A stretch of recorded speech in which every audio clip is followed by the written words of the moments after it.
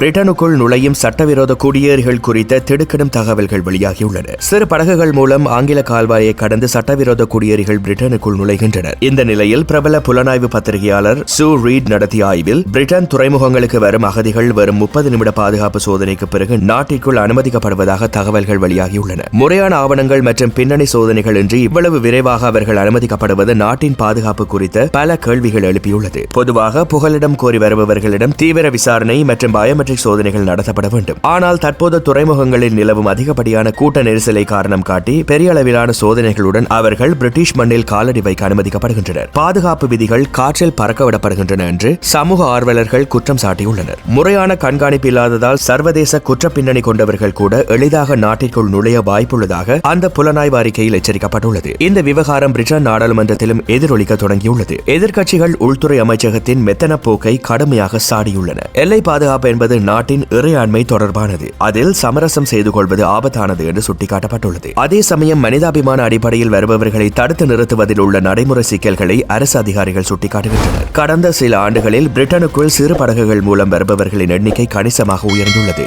முறையான பாதுகாப்பு நடைமுறைகளை வலுப்படுத்தாவிட்டால் இது சமூக அமைதியை பாதிக்கக்கூடும் என பாதுகாப்பு வல்லுநர்கள் எச்சரிக்கை விடுத்துள்ளமை குறிப்பிடத்தக்கது.